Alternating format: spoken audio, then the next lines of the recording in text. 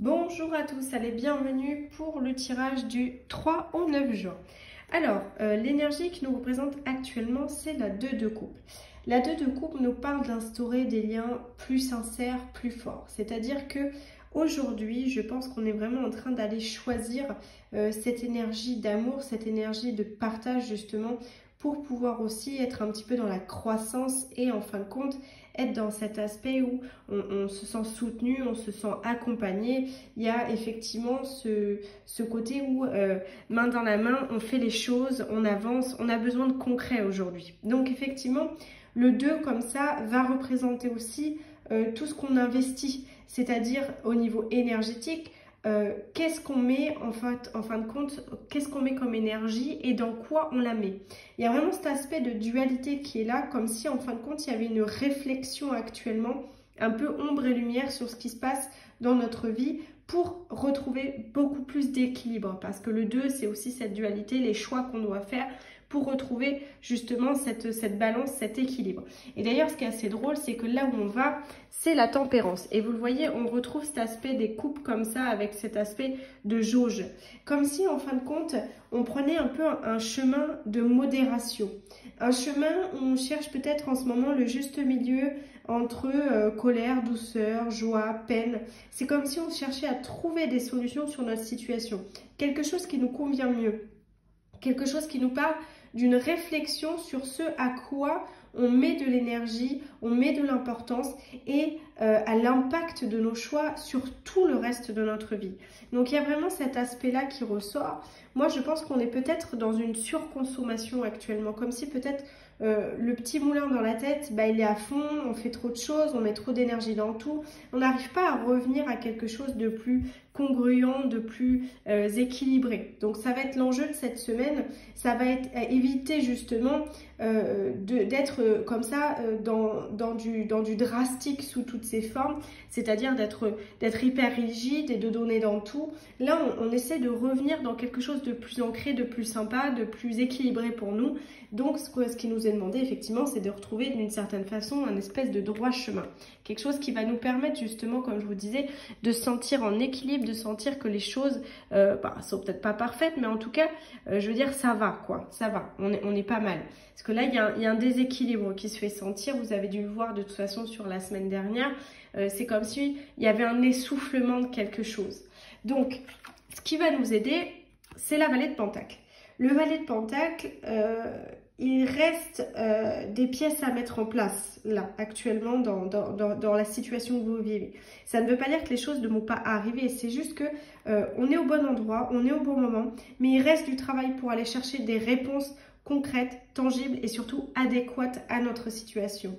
Il y a un outil de communication qui va arriver, qui va se faire sentir parce que c'est comme si on vous donnait quelque chose. Il y a une espèce de nouveau départ qui va ouvrir des nouvelles perspectives, quelque chose que vous n'aviez pas vu récemment. Donc c'est comme si en fin de compte, on essaye par rapport à nos progrès de prospérer, de se dire ok, j'ai confiance, j'inspire confiance, j'ai envie d'avoir confiance aussi en moi. Il y a un petit manque là, je sens d'ambition, etc. Mais il y a ce côté quand même où bon c'est ok d'être un peu plus vulnérable, donc du coup j'avance doucement. Je fais les choses en étant investi, mais en étant surtout patient. Il y a cet aspect d'apprentissage avec le Valet, toujours.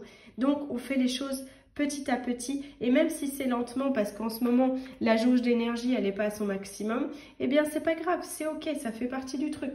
D'ailleurs, au niveau du défi, on a la reine de bâton. La reine par excellence de tout ce qui est de l'ordre de la passion. Cette reine de bâton, elle nous dit quoi? Dans la carte, dans le positionnement du défi, c'est-à-dire ce qu'on a à comprendre cette semaine, elle nous parle du fait qu'on a le droit à l'imperfection. Vaut mieux faire les choses et peut-être pas les faire à 100%, 3000% super bien et en mode grosse perfectionniste. Vaut mieux peut-être se dire ok, je fais les choses doucement même si c'est pas parfait. Je transforme les moments que je vis et j'essaye effectivement de profiter de cet aspect positif, révélateur pour justement me dire ok, je prends conscience que je mets un peu plus de rire, je mets un peu plus de passion, je mets un peu plus quelque chose, une petite touche agréable dans ce que je suis en train de faire en ce moment. Parce qu'en ce moment, on a ce côté, comme je dis, jauge un peu vide, on a ce côté où peut-être qu'on met moins de passion dans les choses parce que juste on est un peu plus fatigué, moins motivé. Donc il faut aller chercher ça, c'est important. Ça va se mettre en place tranquillement. Dans la vie sentimentale, on a le fou.